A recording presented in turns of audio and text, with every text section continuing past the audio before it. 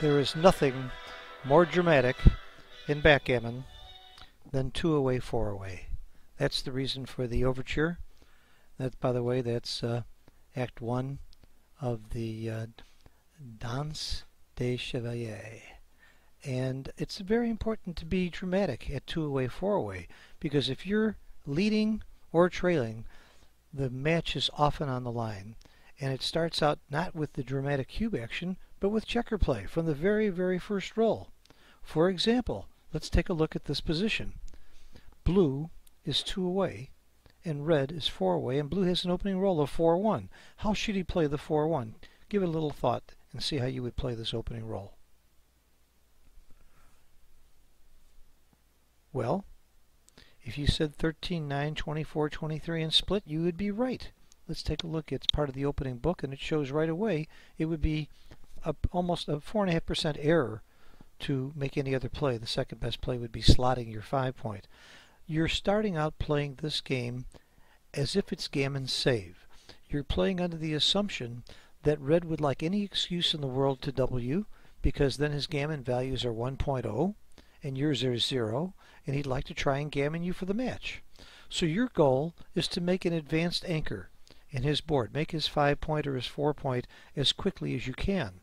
If you can make an advanced anchor, you don't have to worry about getting gammon too much, and you can go merrily along and play for the win, and maybe you'll get lucky and win a gammon and win the match with the cube at 1.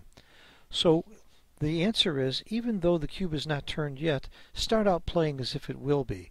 And if you play well, maybe it never will be. If you play well and get the right rolls, that is. So your goal from the very first roll is to play gammon save. Now, how do you know that? Think about it before the first roll of the game. If you're in a tournament, the best thing to do is think about your cube strategy, take points, price of gammons before the very first roll, because then the clock isn't running. And even if you don't play with the clock, make sure you have these things set in your mind. Let's turn it around. What if red got the opening roll of 4-1? How would you play it? Well, doesn't it make sense that if blue is playing gammon save, red should play gammon go? He should try and do the best he can to blitz blue, or prime him, or get into a hitting game, and get into a highly volatile game as soon as possible. The right play for him is to play 13, 9, 6, 5. That's something you rarely do with 4-1, by the way. At normal match scores, and for money, you would never slot the 5-point with the 1, because you don't want to take all those chances of getting hit, those 15 shots that hit you off of the 5-point, because this is such a wonderful builder to have on the 13-point. So you would split the back checker. But again, here, you really want to fight for position very, very early. You'd love to see a volatile hitting game. You'd love to turn the cube quickly. You want to make sure he doesn't make your 5-point. Again, he's not favored to hit you.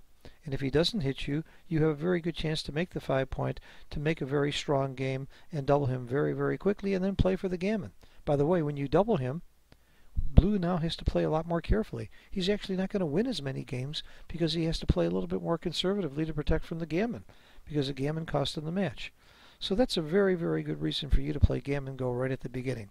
This score is critical. You really need to know how to play it. This score, 2 away, 3 away, 2 away, 2 away, all the scores at 5 away, 5 away, and down are very important to understand take points, price of gammons, cube strategy, and checker strategy. But this is one of the touchiest. This is one of the most misplayed and misunderstood. I hope it makes it a little easier for you in the future. Thanks for listening. This is Phil Simborg from the USBGF. Bye-bye.